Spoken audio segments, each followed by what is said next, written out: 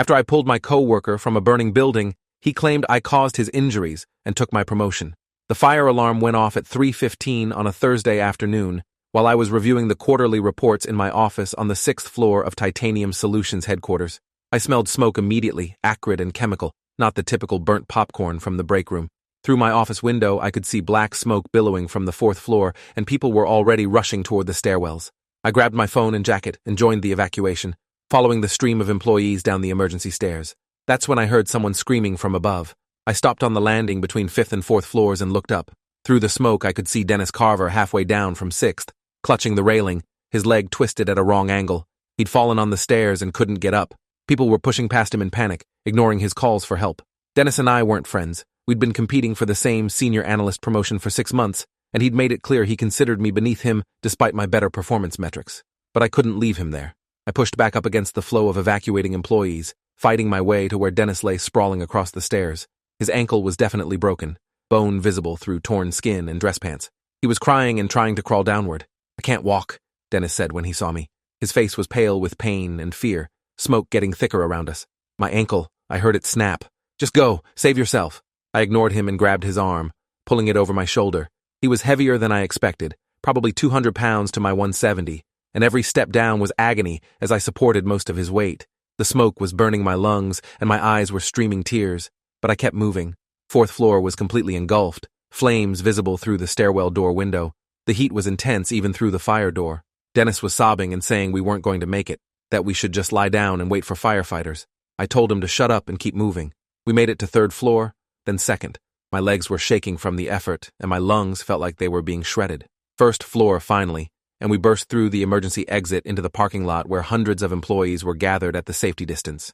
Paramedics rushed over immediately and took Dennis from me. I collapsed onto the asphalt, coughing and gasping. Someone wrapped a blanket around my shoulders. Someone else brought me water. I watched them load Dennis into an ambulance, oxygen mask over his face, medics working on his ankle. Our CEO, Gordon Fitzpatrick, found me 20 minutes later while I was still sitting on the parking lot curb trying to catch my breath. He was a tall man in his 60s with silver hair and the kind of commanding presence that made people instinctively respect him. "Harper," he said, using my last name like he always did. "They told me what you did. Going back for Dennis like that took real courage. You saved his life." I shrugged, still coughing occasionally. "Anyone would have done it." Gordon shook his head. "No, they wouldn't have. Most people kept walking past him. You went back against the flow, risked your own life. That's the kind of character we value at Titanium. That's the kind of person I want in leadership." He patted my shoulder and walked away to talk to the fire chief. I didn't think much of his words at the time. I'd done what needed doing, nothing more. The building burned for 4 hours before firefighters contained it. 4th through 6th floors were destroyed. Our offices, our files, our equipment, all gone. The fire marshal would later determine it started in the server room on 4th floor, electrical malfunction in the cooling system. Nobody died, but 12 people were hospitalized for smoke inhalation. Dennis had the worst injuries among the evacuees, his ankle requiring surgery and 2 months recovery time. I visited Dennis in the hospital 3 days later. His room was private, flowers everywhere from well-wishers, and his wife Amanda sat beside his bed. Dennis was propped up with his leg in a cast elevated in traction. He looked better than when I'd last seen him, color back in his face, not actively dying. "Harper," he said when I walked in. His voice was neutral, not quite grateful, but not hostile. "Glad you made it out okay." Amanda stood and hugged me tightly. "Thank you," she whispered. "Thank you for saving him. The doctor said if he'd inhaled much more smoke, he might have died." I felt awkward accepting her gratitude. "I'm just glad we both got out. How's the ankle?" Dennis shifted in bed, wincing. "Shattered. They had to put in pins and plates. Doctor says I'll walk again, but probably with a permanent limp. Might need a cane for the rest of my life." He said it matter-of-factly, but I could hear the bitterness underneath. Dennis had been a college athlete, prided himself on his fitness and appearance. A permanent disability would devastate him psychologically. "I'm sorry," I said, meaning it. "If I'd gotten to you faster, maybe I could have prevented—" Dennis cut me off. "It's fine. These things happen. Just bad luck with the timing. The company set up temporary offices in a leased building across town while our headquarters underwent repairs and reconstruction. Most employees worked from home for 2 weeks until the temporary space was ready. During that time, Gordon called me personally to say the board had made a decision about the senior analyst promotion. "Harper, we're promoting you effective immediately. Your actions during the fire demonstrated exactly the kind of leadership and quick thinking we need in senior positions. Your salary increases to $95,000 with full benefits. Package. Congratulations." I was stunned. "What about Dennis? We were both being considered." Gordon's voice was firm. "Dennis is on medical leave indefinitely. Even when he returns, his performance over the past quarter hasn't matched yours. The promotion was already leaning your way before the fire. Your heroism just confirmed what we already knew. You've earned this. I thanked him and hung up, feeling a complicated mix of pride and guilt. I'd earned the promotion through my work, but the timing felt wrong. Dennis was lying in a hospital bed with a shattered ankle while I was being rewarded. It didn't sit right, but I wasn't going to turn down the opportunity I'd been working toward for 2 years. Dennis returned to work 8 weeks later, walking with a cane and a pronounced limp. His desk had been moved to the temporary office space, same as everyone else's, but he'd been assigned to a different project team under a different manager. I'd been given his old accounts along with my new responsibilities as senior analyst. He came by my new private office on his first day back, leaning heavily on his cane. "Congratulations on the promotion," he said. His tone was unreadable. "Thanks," I replied. "How are you feeling? Is the ankle healing okay?" Dennis looked down at his leg. "It'll never be the same. Doctors say the limp is permanent. The pain is manageable with medication, but it's always there. I can't run anymore. Can't play basketball with my kids. Can't do half the things I used to do." He looked up at me, and something in his eyes made me uncomfortable. Life-changing injury, they call it. Everything's different now. I didn't know what to say to that. "I'm sorry. If there's anything I can do," he cut me off with a bitter laugh. "You've done enough already. Enjoy the promotion. Enjoy my accounts. Enjoy everything I would have had if things had gone differently." He limped out before I could respond, his cane tapping on the floor with each step. Over the next month, I noticed Dennis watching me. Not overtly, but I'd catch him staring from across the office with an expression I couldn't quite read. Resentment, maybe, or calculation. He was quieter than before, less willing to engage in office banter or attend happy hours. His wife Amanda came by occasionally to pick him up from work, and she always smiled and thanked me again for saving him, but Dennis never joined in her gratitude. He'd just nod curtly and limp to the elevator. Other coworkers commented on the change in him. His manager mentioned during a team meeting that Dennis seemed distracted and wasn't producing at his previous level. Gordon asked me privately if I thought Dennis was having trouble adjusting to his injury, if maybe he needed more accommodation or support. I said I didn't know Dennis well enough to judge, which was true. We'd been competitors, not friends. 3 months after the fire, Dennis filed a workers' compensation claim for his ankle injury. Standard procedure. Everyone expected it. The company's insurance would cover his medical bills and provide some disability compensation for the permanent impairment. I didn't think much of it until Human Resources called me in for a meeting. The HR director was a woman named Patricia Holbrook, mid-50s with steel gray hair and no-nonsense demeanor. She sat behind her desk with a file folder open in front of her and gestured for me to sit. "Harper, we need to discuss Dennis Carver's workers' comp claim. He's made some allegations that involve you directly." My stomach dropped. "What kind of allegations?" Patricia read from the file. "Dennis claims that during the evacuation, you pushed him on the stairs, causing him to fall and break his ankle. He claims you then helped him evacuate to cover up your culpability. He's seeking full disability compensation plus damages for assault and battery. He's retained an attorney and is threatening to sue both you personally and the company if the claim isn't paid in full." I stared at her in disbelief. "That's completely false. I found him already fallen on the stairs. He was calling for help. I carried him out of a burning building. How can he claim I pushed him?" Patricia closed the file. "His attorney has statements from Dennis and his wife Amanda corroborating his version of events. They claim you and Dennis had a contentious relationship due to competing for the promotion, and you saw an opportunity during the chaos to injure him and eliminate the competition. That's insane," I said. My voice was rising despite my efforts to stay calm. "There were hundreds of witnesses. People saw me carry him down 6 flights of stairs. The paramedics saw me collapse from the effort. How can anyone believe I pushed him?" Patricia held up her hands. "I'm not saying I believe it. I'm telling you what's been alleged. The company is taking it seriously because if Dennis files suit, we'll all be dragged into litigation. Workers' comp claims are already difficult, but add accusations of workplace violence, and this becomes a nightmare. Gordon wants you to give a formal statement to our legal team about exactly what happened." I gave my statement to the company lawyers that afternoon, detailing everything from the moment I heard Dennis screaming to the moment paramedics took him from me in the parking lot. The lawyers recorded it, asked clarifying questions, and told me to document everything I could remember about that day. They said Dennis's claim would be investigated by the insurance company and we'd all need to cooperate fully. I asked if I needed my own attorney, and they said not yet, but I should be prepared for that possibility if Dennis filed a civil suit. I couldn't focus on work for the rest of the week. The accusation felt like a betrayal beyond comprehension. I'd risked my life to save Dennis, and he was repaying me by claiming I'd tried to hurt him. His motivation was obvious. If he could prove I'd caused his injury through assault, his compensation would be significantly higher than a standard workplace accident claim. He'd get damages for pain and suffering, punitive awards, possibly even criminal charges filed against me. And if he could paint me as violent and unstable, maybe he could get my promotion revoked and take it himself. It was brilliant in a sociopathic way. The insurance investigator interviewed me 2 weeks later. His name was Frank Delgado, a former police detective in his 50s, who'd seen every type of fraud and false claim imaginable. He came to my apartment on a Saturday morning with a recording device and a thick file of documents. We sat at my kitchen table while he asked me to recount the evacuation in excruciating detail. Where exactly had I been when the alarm went off? How long had it taken me to reach the stairs? How many people were ahead of me in the evacuation? When exactly had I first heard Dennis calling for help? How far up the stairs had he been? What position was he in when I reached him? How had I lifted him? Which arm had he put over my shoulder?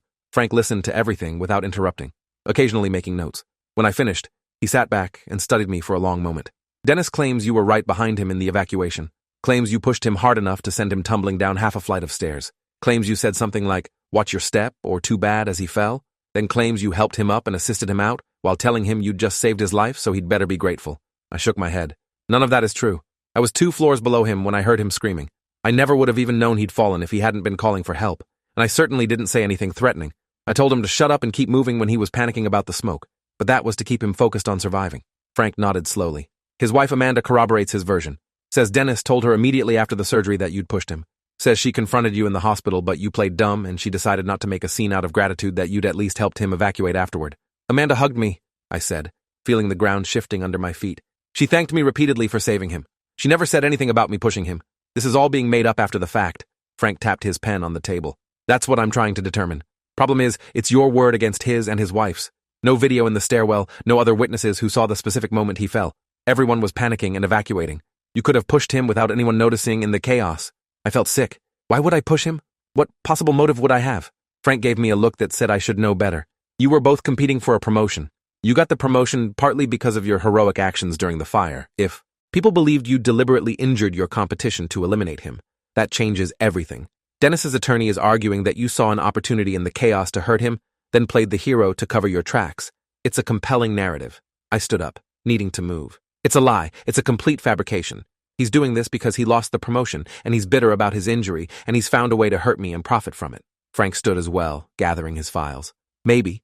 Or maybe he's telling the truth and you're the one lying. I don't make judgments either way. I investigate, collect evidence, and present findings. Right now, the evidence is inconclusive. No proof you pushed him, but no proof you didn't either. This is going to come down to credibility, and Dennis has a wife backing his story while you've got nothing but your word. He left, and I sat alone in my apartment, trying to process the nightmare my life had become. The insurance company's investigation took 2 months. During that time, Dennis filed a formal civil lawsuit against me personally for assault and battery, seeking $500,000 in damages. His attorney was a sharp-dressed man named Victor Chen, who specialized in personal injury cases and had a reputation for aggressive tactics. The lawsuit was served to me at work, delivered by a process server who walked right into my office during a meeting with my team. The humiliation was intentional and effective. My coworkers stared as I signed for the papers, and word spread through the office within hours that I was being sued by the man I'd supposedly saved. I hired my own attorney with money I didn't have, using credit cards and a loan from my parents. Her name was Simone Blackwell, and she came highly recommended by the legal aid clinic where I'd first sought help.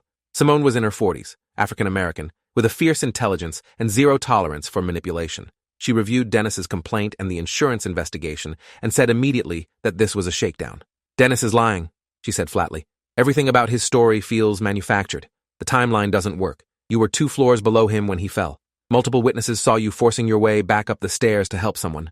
The paramedics documented your physical state when you reached the parking lot, severe smoke inhalation, and physical exhaustion consistent with carrying someone down multiple flights. None of that supports a narrative where you pushed him first. I asked why Dennis would risk perjury to make these false claims. Simone said the answer was obvious. He lost a promotion he felt entitled to. He's permanently disabled. His career trajectory is destroyed. He's angry and looking for someone to blame, and you're an easy target because you benefited from the situation. If he can convince people you caused his injury, he gets money and revenge simultaneously. The company placed me on administrative leave while the lawsuit was pending. Gordon called me personally to explain the decision. Harper, you understand we can't have you in a supervisory role while these allegations are outstanding. It's not about guilt or innocence, it's about liability. If we keep you in a senior position and the allegations are proven true, the company looks complicit. We're suspending you with pay until this is resolved. I asked if this meant I was losing the promotion. Gordon hesitated. The promotion is on hold. If you're vindicated, everything goes back to normal. If the allegations are proven, well, we'll have to make different decisions. I was being pushed out. Even if I won the lawsuit, the damage to my reputation was already done. Coworkers would always wonder if there was truth to Dennis's claims. Clients would be uncomfortable working with someone accused of workplace violence. My career at Titanium was effectively over regardless of the outcome. Dennis, meanwhile, continued working from his lower position, playing the role of injured victim to perfection. He gave interviews to local news about his recovery and his courage in coming forward with the truth about what happened. He cried on camera about losing his athletic abilities and watching his children ask why daddy walked with a cane now. The media painted me as a villain without waiting for facts. Ambitious employee accused of assaulting coworker during office fire evacuation, read one headline. Hero or predator? Questions surround fire rescue, read another. My photo was posted online alongside Dennis's hospital photos, creating a stark contrast between healthy aggressor and suffering victim. Social media exploded with people condemning me based solely on Dennis's accusations. I received death threats through email and social media. Someone spray-painted attacker on my car. I had to move out of my apartment after my address was posted online and people started showing up at my door. The preliminary hearing for the civil lawsuit took place 6 months after the fire. I sat in the courtroom beside Simone while Victor Chen presented Dennis's case to the judge. Dennis testified first, walking with his cane to the witness stand, making sure everyone saw his disability. He described the evacuation, the smoke, the panic, and then me coming up behind him on the stairs. Harper said my name, Dennis testified. I turned around and saw him looking at me with this expression like hatred or something. Then he shoved me hard with both hands. I lost my balance and fell down the stairs. Felt my ankle snap when I hit the landing. I was in so much pain I could barely move or breathe. Victor Chen asked if anyone else had witnessed the push. Dennis said the stairwell was crowded and chaotic. People were focused on evacuating. He didn't think anyone saw specifically. Victor asked what happened next. Harper came down to where I'd fallen and acted all concerned, like he was surprised I was hurt. He pulled me up and helped me down the rest of the stairs. At the time I thought maybe I'd been wrong. Maybe he didn't push me. Maybe I'd just lost my balance. I was in shock and pain and grateful to be getting out of the building. But later, after surgery, after I had time to process everything, I realized what had happened. He'd pushed me deliberately, then helped me evacuate to cover what he'd done. Victor asked when Dennis had reached this realization. Dennis said about a week after the surgery, when the shock wore off and his memory cleared. Victor asked if he'd told anyone. Dennis said he'd told his wife Amanda immediately, but hadn't reported it officially because he'd been afraid of retaliation and hadn't been sure people would believe him. Victor asked why he was coming forward now. Dennis looked directly at me. Because he got promoted, because of what he did to me. He got rewarded for injuring me and taking away my future. That's not right. People need to know the truth. Simone cross-examined Dennis methodically, picking apart every detail of his story. She established that Dennis had been competing with me for the promotion. She established that he'd been bitter about losing. She established that he'd been 2 floors ahead of me during the evacuation, not 1 floor. She presented testimony from other evacuees who'd seen me fighting my way back up the stairs to help someone, which contradicted any narrative where I'd been right behind Dennis. She presented the paramedics' reports showing my physical state was consistent with extreme exertion carrying someone down multiple flights. She asked Dennis why he'd thanked me in the hospital if he'd believed I'd pushed him. Dennis said he'd been confused and medicated and in shock. Simone asked why his wife Amanda had hugged me and thanked me repeatedly if she'd known I'd pushed her husband. Dennis said Amanda had been playing along to avoid confrontation until they could figure out how to proceed. Simone asked why they'd waited months to report the assault if it had really happened. Dennis said they'd been dealing with his recovery and medical appointments and hadn't had the emotional bandwidth to pursue it immediately. Every answer sounded rehearsed and convenient. Amanda testified next, supporting everything Dennis had said. She described the hospital conversation where Dennis had told her I'd pushed him. She described her decision to stay quiet, initially out of shock and gratitude that I'd at least helped him evacuate. She described watching me get promoted while her husband suffered and realizing they needed to speak up. Simone's cross-examination was brutal. She asked Amanda what time Dennis had told her about the push. Amanda said late that night after visitors had left. Simone presented the hospital records, showing Dennis had been on heavy pain medication that entire first week and had been barely coherent most of the time. She asked if Dennis might have been confused or mistaken in his medicated state. Amanda insisted he'd been clear and certain. Simone asked why Amanda had hugged me and thanked me multiple times if she'd believed I'd assaulted her husband. Amanda said she'd been in shock herself and hadn't processed everything yet. Simone asked why Amanda's initial statement to the insurance investigator hadn't mentioned the push, even though she'd been specifically asked if she had any concerns about the incident. Amanda said she'd been advised by their attorney not to discuss details until they'd fully investigated. Every answer made them look more dishonest. I testified last, telling the truth exactly as it had happened. The alarm, the evacuation, hearing Dennis screaming from above, fighting my way back up, finding him already fallen and injured, carrying him down through smoke and heat, collapsing in the parking lot. I answered every question Simone asked and then endured Victor Chen's cross-examination, where he tried to paint me as ambitious and willing to do anything to advance my career. He asked if I'd wanted the promotion badly. I said yes. He asked if I'd been frustrated that Dennis was competing for the same position. I said competition was normal in business. He asked if I'd resented Dennis. I said we weren't friends, but I hadn't resented him. Victor asked if I'd seen an opportunity during the evacuation to eliminate my competition. I said no. I'd seen a human being in danger and helped him because it was the right thing to do. Victor asked if I expected people to believe I'd risked my life for someone I barely knew and wasn't even friends with. I said yes, because some people still had basic human decency even in a competitive workplace. Victor asked if basic human decency had earned me a $95,000 promotion. I said the promotion had earned me the promotion. The fire had just been timing. The judge took the case under advisement, saying he'd issue a ruling within 60 days. Those 60 days were the worst of my life. I was unemployed, living off my savings and my parents' financial help, watching my professional reputation disintegrate in real time. Former colleagues stopped returning my calls. LinkedIn connections disappeared. Job applications went unanswered. I was radioactive, the person accused of assaulting a disabled coworker. It didn't matter that the accusations were false. The stain was permanent. Simone tried to keep my spirits up, saying the judge had seemed skeptical of Dennis's story and the evidence was clearly in my favor. But I'd learned that evidence didn't always matter as much as narrative, and Dennis had constructed a compelling narrative of victimhood that people wanted to believe. The judge's ruling came down on a Wednesday morning.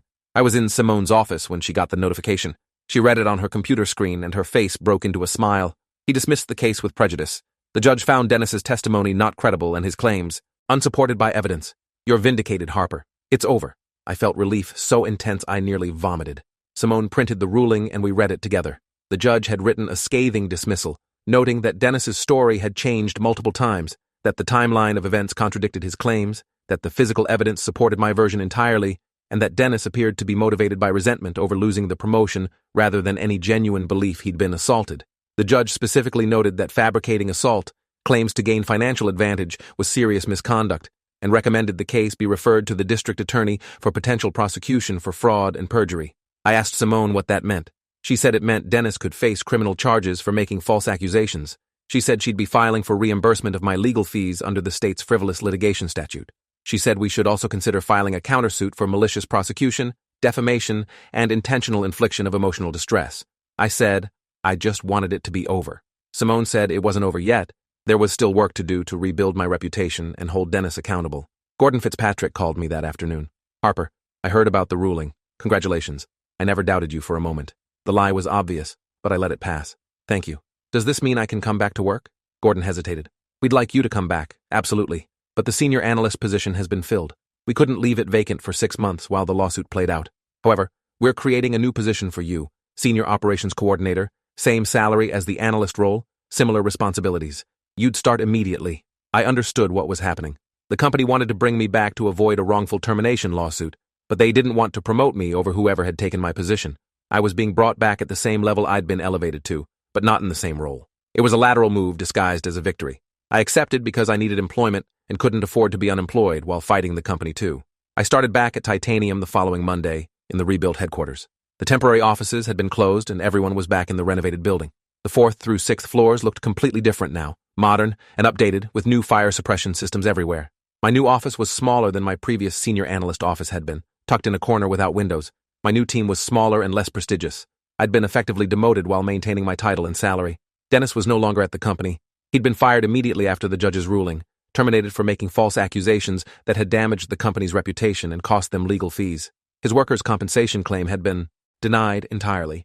His lawsuit against me had been dismissed with prejudice, meaning he couldn't refile. He was jobless, disabled, and facing possible criminal prosecution. I should have felt satisfaction, but I mostly felt empty. My coworkers treated me differently now. There were awkward congratulations on being vindicated, but also distance, wariness. The accusations had left a permanent mark, even though they'd been proven false. People wondered if maybe there was some truth they weren't seeing. People worried about being too friendly with someone who'd been accused of workplace violence. The social dynamics had shifted irreparably. I ate lunch alone, worked late to avoid office happy hours, kept my head down, and did my job with mechanical precision. The district attorney's office did file charges against Dennis: perjury, fraud, making false reports, conspiracy with his wife who'd supported his false testimony. The criminal trial took place 8 months after the civil case dismissal. I was called as a witness for the prosecution. I sat in the courtroom and watched Dennis and Amanda both take the stand and maintain their lies under oath, even as the prosecutor presented overwhelming evidence of their fabrication. They were convicted on all counts. Dennis received 18 months in prison. Amanda received 12 months. Their appeals were denied. They served their sentences. I followed the case through news reports but didn't attend most of the proceedings. I'd moved on as much as I could, though moved on was a generous description. I'd survived, maybe. Existed, certainly. Thrived, no. My career had plateaued at titanium. I'd never get another promotion there. The cloud of suspicion would never fully dissipate. I started looking for opportunities elsewhere, but the Google results of my name would always show the initial accusations before showing the vindication. Potential employers would see the headlines about the assault claims before they'd see the articles about the dismissal. 2 years after the fire, I left Titanium for a smaller company that didn't do extensive background searches. I took a pay cut and a step down in title. My new colleagues didn't know anything about the Dennis Carver situation. I kept it that way. I changed my name legally, went by my middle name professionally, started building a new identity that wasn't tied to the fire or the accusations or the trial. It felt like witness protection for someone who'd committed no crime. I'd saved a man's life and been punished for it in ways that would last forever. The physical scars from carrying him through smoke and heat had faded. The psychological scars never would. I saw a therapist weekly for PTSD, not from the fire itself, but from the betrayal that came after. The therapist said I'd experienced a profound trauma when someone I'd helped had weaponized that help against me. She said learning to trust people again would take time. She said some traumas didn't have clean resolutions, didn't end with closure or catharsis. Sometimes you just learn to carry them. 3 years after the fire, I received a letter forwarded through my attorney. Dennis had been released from prison and wanted to apologize in person. He'd included his phone number and asked me to call. I threw the letter away without reading it fully. 2 weeks later, another letter came. Dennis had written 3 pages explaining that he'd been bitter and angry about his injury and had convinced himself that I'd somehow caused it, even though he knew rationally I hadn't. He'd said his wife had gone along with the lies because she'd wanted to support him. He'd said they'd both made terrible choices and destroyed multiple lives, including their own. He'd said he was profoundly sorry and would spend the rest of his life trying to make amends. He'd asked nothing from me, except the chance to say these things in person, so I could see he meant them. I called Simone and asked her opinion. She said it was my choice entirely, but she'd be cautious about giving Dennis any opportunity to manipulate me further. I decided to meet him, not because I forgave him or wanted his apology, but because I needed to look him in the face and tell him exactly what he'd done to me. We met at a coffee shop in a neutral part of town. Dennis arrived early, still walking with a cane, looking older and more worn than I remembered. Prison had aged him. He stood when I approached, didn't offer to shake hands, just gestured to the chair across from him. I sat. We stared at each other for a long moment. "Thank you for coming," Dennis said. His voice was quiet, defeated. "I wasn't sure you would." I didn't respond. Dennis continued. "I wanted to tell you in person that I'm sorry for what I did, for the lies I told, for the lawsuit I filed, for the damage I caused to your life and career. I was angry about my injury and angry about losing the promotion, and I convinced myself you'd somehow been responsible, even though I knew you hadn't pushed me. I manufactured a narrative in my head where you were the villain because it was easier than accepting that my injury was just bad luck, and my losing the promotion was because you were genuinely better at the job. Amanda went along with it because she wanted to support me, and because we thought we could get money to pay for my medical bills and lost income. We were wrong. We were terrible people who did a terrible thing to someone who'd saved my life." I listened, without interrupting. Dennis kept talking, his confession spilling out like he'd been holding it in for years. "I lost everything because of what I did. My job, my freedom, my marriage. Amanda divorced me while we were both in prison. My kids won't speak to me. I'm unemployable with a felony record. I live in a halfway house and work fast food and will probably never have a real career again. None of that compares to what I did to you. I took away your reputation, your career trajectory, your peace of mind. I can never undo that. I can only tell you that I'm sorry, and I know sorry isn't enough." He finished talking and looked at me, waiting for my response. I let the silence stretch out. Then I said, "You're right. Sorry isn't enough. You destroyed my life because you were bitter about an ankle injury. You lied under oath, got your wife to lie under oath, dragged me through months of legal hell, cost me hundreds of thousands in legal fees, got me suspended from my job, destroyed my professional reputation, subjected me to death threats and harassment, and all of it was based on lies you knew were lies from the beginning. You didn't convince yourself of anything. You deliberately fabricated a story to hurt me and profit from it." Dennis nodded, tears running down his face. "You're right. I knew I was lying. I told myself it was justified because you'd benefited from my injury, but that was just me rationalizing doing something evil. I'm not asking for forgiveness. I don't deserve it. I just wanted you to know that I acknowledge what I did, and I take full responsibility for it." I stood up. "I appreciate you saying that, but it doesn't change anything. You've already served your prison sentence. There's nothing more I can take from you that the justice system didn't already take. But I want you to understand something. Every job interview I don't get, every time someone Googles my name and sees those headlines, every time I have to explain what happened and watch the doubt in their eyes, that's on you. You didn't just hurt me temporarily. You altered the trajectory of my entire life permanently. I'll be dealing with the consequences of your lies until the day I die." I walked out without looking back. I never saw or heard from Dennis again. 3 years after that conversation, 6 years after the fire, I was working as a senior director at a technology company that had hired me based on references from people who knew me before the fire. I'd slowly rebuilt my career through relentless work and the support of a few people who'd believed in my innocence. I had a good salary, a good team, and respect from colleagues who knew nothing about Dennis Carver. The Google results were finally showing more recent achievements before showing the old accusations. I was in a relationship with someone who knew my full history and loved me anyway. I'd learned to sleep through the night without nightmares. I'd learned that some people will betray you in ways you can't anticipate, and the only protection is building a life strong enough to survive those betrayals. On the 6th anniversary of the fire, I drove to the Titanium Solutions headquarters, now fully rebuilt and renovated. I sat in my car in the parking lot looking up at the building and remembered everything. The smoke, the screams, the decision to go back for someone who needed help, the crushing weight of Dennis's body as I carried him down flight after flight, the paramedics taking him. From me, Gordon's praise, the promotion, the accusations, the lawsuit, the trial, the vindication, the permanent damage. I'd done the right thing that day. I'd saved a life, and I'd been punished for it in ways that lasted years. But I'd survived. I'd rebuilt. I'd persevered. That was its own kind of justice, the justice of refusing to let someone else's evil destroy you. I started my car and drove away from Titanium for the last time, carrying the scars but no longer defined by them.